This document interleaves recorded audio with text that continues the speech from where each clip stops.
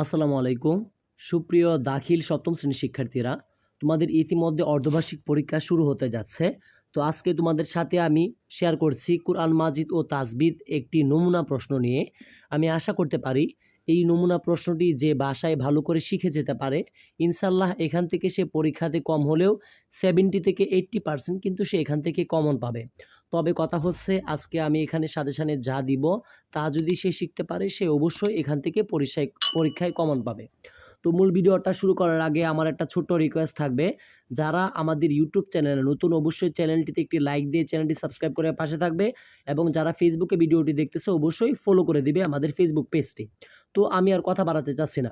তো তোমাদের কোরআন মাজিদ ও তাজবিদ যে পরীক্ষাটা হবে, এটার মধ্যে কিন্তু টোটাল তোমাদের 100 নাম্বারের একটা পরীক্ষা হবে।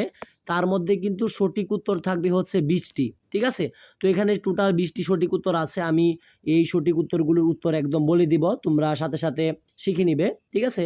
আমি উত্তরগুলো এখন বলতেছি, তোমরা খুব ভালো করে শিখবে। যেমন দেখো, 1 নম্বরে জ্ঞান অর্জনের মাধ্যম কয়টি? উত্তর হবে খ 3টি। তারপরে দেখো 2 নাম্বার, কাতিবে ওহিগণের সংখ্যা মোট কতজন? ঠিক আছে, কাতিবে ওহিগণের সংখ্যা মোট কতজন? উত্তর কিন্তু হবে ঘ 42 জন, ঠিক আছে?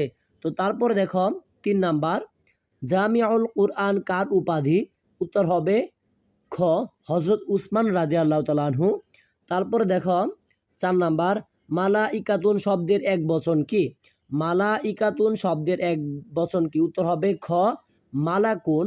তারপরে দেখো 5 নাম্বার, ফেরেশতা কিসের তৈরি? উত্তর হবে খ নূরের তৈরি। ফেরেশতা হচ্ছে নূরের তৈরি। তারপরে দেখো 6 নাম্বার, কারা মানুষের আমলের হিসাব রাখেন?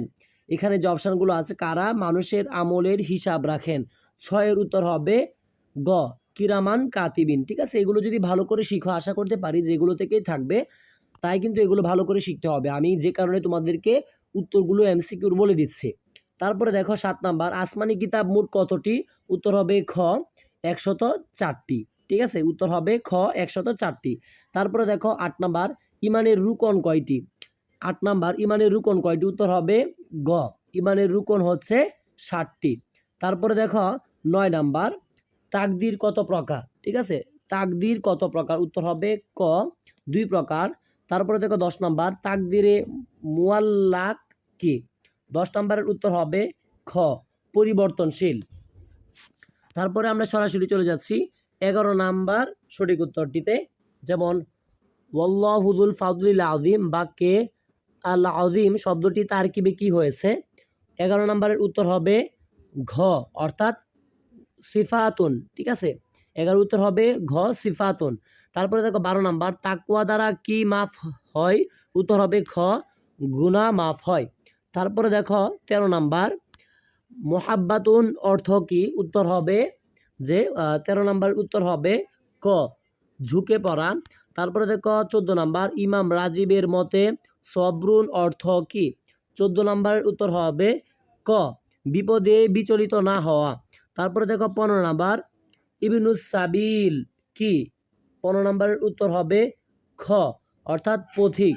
তারপরে দেখো 16 নাম্বার, নাসমিয়াতুন ও তাআউযুন কতভাবে পড়া যায়? খুবই ইম্পর্টেন্ট একটা এমসিকিউ। উত্তর হবে খ 5 ভাবে। তারপরে দেখো 17 নাম্বার, উলাইকা শব্দটি কোন প্রকার মাদ এর উদাহরণ? 17 নাম্বারের উত্তর হবে 17 নাম্বারের উত্তর হবে কিন্তু খ, ঠিক আছে? 17 নাম্বারের উত্তর হবে খ।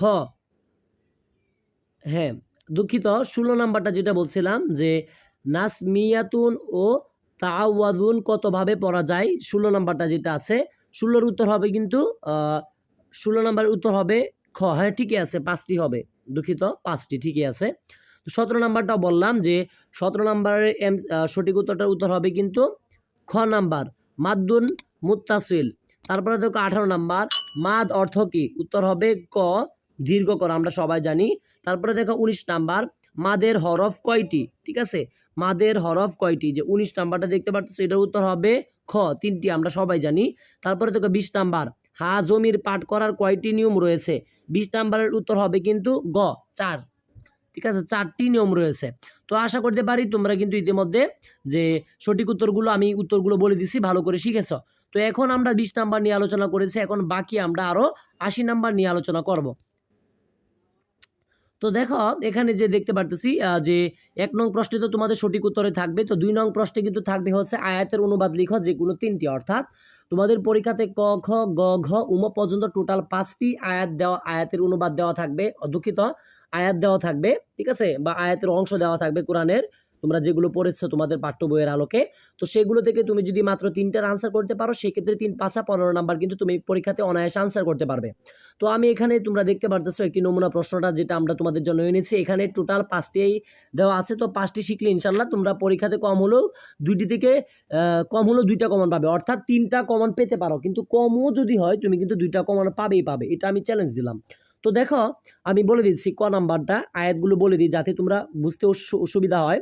যেমন ক, ইয়া আইয়ুহাল্লাযীনা আমানু কু আনফুসাকুম ওয়া আহলিকুম নারা ওয়াকুদুহান নাস ওয়াল হিজারাহ وحجارة عليها ملائكة غلاظ شداد لا يعصون الله ما أمرهم ويفعلون ما يؤمرون। খ নাম্বারটা দেখো, খ নাম্বার والذين يؤمنون بما أنزل إليك وما أنزل من قبلك وبالآخرة هم يوقنون। তারপরে দেখো গ নাম্বার, ঠিক আছে, গ নাম্বারটা পড়ে নিবা, মা আসাবা মিন মুসিবাতিন, সবটা পড়ে নিবা। তারপরে ঘ নাম্বার, ইয়া আইয়ুহাল্লাযীনা আমানু তাত্তাকুল্লাহ, ঠিক আছে, তাত্তাকুল্লাহ, তো ঘ নাম্বারটাও পড়বা। তারপরে উম নাম্বারটা কুল ইন কুনতুম তুহিব্বুনাল্লাহা ফাত্তাবিউনি, তো এটা পড়ে নেবা। তো সবগুলো আমি আর বললাম না, তোমরা পড়ে নেবা। আশা করি বুঝতে পেরেছো। এগুলো আয়াতের অনুবাদ যদি পারো তাহলে ইনশাআল্লাহ আশা করতে পারি তুমি 15 নাম্বার পরীক্ষাতে আনসার করতে পারবে। তারপরে দেখো 3 নং প্রশ্নের জন্য তোমরা শিখবা হচ্ছে এখানে টোটাল 3 নং প্রশ্নের জন্য তোমাদের পরীক্ষাতে 5টি দেওয়া থাকবে, ক খ গ ঘ উম পর্যন্ত টোটাল 5টি দেওয়া থাকবে।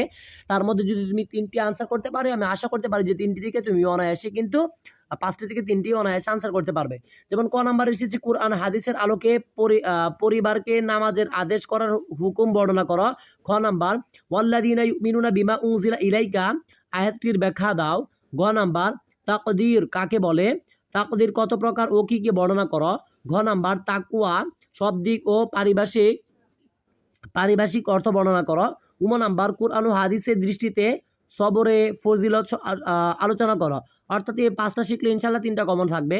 তারপরে দেখো 4 নাম্বার তাহকিক করো যে কোনো 5টা, অর্থাৎ তোমরা সবার নিচে যে তাহকিকগুলো দেখতে পারতেছ, আমি আশাবাদী যে এই তাহকিকগুলো যদি তোমরা শিখো ইনশাল্লাহ এগুলো থেকে তুমি 10 নাম্বার কিন্তু কমন পাবে। 5টা আনসার করতে পারলে 10 নাম্বার, বিশাল একটা নাম্বার কিন্তু তোমরা 4 নং প্রশ্নে পাচ্ছ। তারপরে দেখো 5 নাম্বার তারকিব করো যে কোনো একটি, অর্থাৎ এখানে তোমরা 2টা তারকিব দেখতে পারতেছো, ক আর খ, যেমন ইন্নাহু আলিয়ুন হাকিম একটা, খ নাম্বার হচ্ছে ইউসাব্বিহুনা বিহামদি রব্বিহিম, ইউসাব্বিহুনা বিহামদি রব্বিহিম, এই 2টা তাহকিক 2টা থেকে একটা তাহকিক করতে পারলে 5 নাম্বার। তারপরে দেখো 6 নং প্রশ্নের জন্য তোমরা যদি এখানে 2টা সূরা দেখতে পারতেছো, সূরা শামস আর সূরা ইনশিরা। 6 নং প্রশ্নে ক আর খ এই 2টা সূরা শিখলে আমি আশাবাদী 2টা থেকে পরীক্ষায় একটা কমন থাকবে। আর তোমাকে অবশ্যই 5টি আয়াতের অনুবাদ আয়াত লিখতে হবে, ঠিক আছে, সূরা আয়াত মুখস্থ লিখতে হবে। তো আশা করতে পারি 2টা শিখলে ইনশাআল্লাহ একটা কমন থাকবে। তারপরে দেখো 7 নাম্বার প্রশ্নগুলোর উত্তর দাও যে কোনো 2টি, অর্থাৎ তোমাদের পরীক্ষাতে টোটাল 3টা দেওয়া থাকবে প্রশ্ন, তো 3টা থেকে যদি তোমরা 2টার আনসার করতে পারো তাহলে কিন্তু তুমি 10টা নাম্বার পাবে। যেমন ক নাম্বারে লেখা আছে দেখো, মাদ কাকে বলে, তা কত প্রকার ও কি কি, মাদের পরিমাণ নির্ধারণের নিয়ম উল্লেখ করো। খ নাম্বারে দেওয়া আছে হায়ে জমির পড়ার নিয়মগুলো উদাহরণ সহ আলোচনা করো। গ নাম্বারে দেওয়া আছে মাদ্দে মুনফাসিল ও মাদ্দে মুত্তাসিলের মধ্যে পার্থক্য কি, অর্থাৎ এই 3টা শিখলে ইনশাআল্লাহ তোমরা 2টা কমন পাবে, ইনশাআল্লাহ 10টা নাম্বার তোমার 7 নঙ্গে কমপ্লিট হয়ে যাবে। তারপরে দেখো 8 নাম্বার নিচে দাগ দেওয়া অংশগুলো তাজবিদের কায়দা চিহ্নিত করো যে কোনো 5টি, অর্থাৎ এগুলো যদি ভালো করে শিখো ইনশাআল্লাহ আশা করতে পারি যে এগুলো যদি তুমি ভালো করে বুঝে শিখতে পারো, এই যে যেগুলো দেওয়া আছে 8 নঙ্গের জন্য, ইনশাআল্লাহ তুমি 5টি নাম্বার পরীক্ষাতে কমন পাবে। তো তোমাদের সাথে কিন্তু ইতিমধ্যে আমি লিখিত 85 নাম্বার নিয়ে আলোচনা করেছি একদম সঠিক উত্তর সহ, এবং বাকি 15 নাম্বার, অর্থাৎ 85 আর 15 মিলে কিন্তু 100 নাম্বার হচ্ছে, বাকি 15 নাম্বার আমি এখন দিচ্ছি। এগুলো যদি পড়ো ইনশাআল্লাহ এর বাহির থেকে থাকার কথা না। যেমন 9 নাম্বার দেখে দেখে তেলাওয়াত করো, অর্থাৎ এটা তোমরা ভালো করে শিখে নিবা, ঠিক আছে। والليل إذا يغشى والنهار إذا تجلى وما خلق الذكر والأنثى إن سعيكم لشتى فأما من أعطى واتقى وصدق بالحسنى فسنيسره لليسرى وأما মান বাখিলা ওয়াস্তাগনা ওয়া কাযযাবা বিল হুসনা ফাসানুইয়াসিরহু লিল উসরা, অর্থাৎ আমি তোমাদেরকে বলে দিলাম যাতে তোমরা বুঝতে অসুবিধা না হয়। তারপরে 10 নম্বর তাজবিদের কায়দা বলো, অর্থাৎ তোমাদের পরীক্ষায় এই তাজবিদের কায়দাগুলো যদি ভালো করে বুঝে শিখে যেতে পারো, তোমাদেরকে শিক্ষকরা যেভাবে ধরুক না কেন তুমি কিন্তু পরীক্ষাতে অনায়াসে আনসার করতে পারবে। তারপরে দেখো সর্বশেষ প্রশ্ন তোমাদের সূরা মুখস্থ লেখা, যেখানে তোমরা পরীক্ষাতে টোটাল 2টা প্রশ্ন সূরা দেওয়া থাকবে, 2টা থেকে তুমি একটি আনসার করতে পারলে 5টি নাম্বার হবে। সর্বশেষ প্রশ্ন পরীক্ষাতে করা হয়। তো এখানে দেওয়া আছে ক নাম্বারে সূরা দুহা এবং খ নাম্বারে দেওয়া আছে সূরা ইনশিরাহ, অর্থাৎ সূরা ইনশিরাহ এবং 11 নং প্রশ্নের জন্য যদি সূরা ইনশিরাহ এবং সূরা দুহা শিখতে পারো, ইনশাআল্লাহ 5টি নাম্বার তুমি কিন্তু পরীক্ষাতে অনায়াসে কমন পাবে। তো আমি আর কথা বাড়াতে যাচ্ছি না, আজকের মতো বিদায় নিচ্ছি। তোমরা আমাদের চ্যানেলে যারা নতুন ছিল অবশ্যই চ্যানেলটি সাবস্ক্রাইব করে পাশে থাকবে। প্রথম থেকে দশম শ্রেণী সকল পড়ালেখা এখানে উইথ আমার ইউটিউব চ্যানেলে পাশে থাকবে। আসসালামু আলাইকুম রহমতুল্লাহি ওয়া বারাকাতুহু।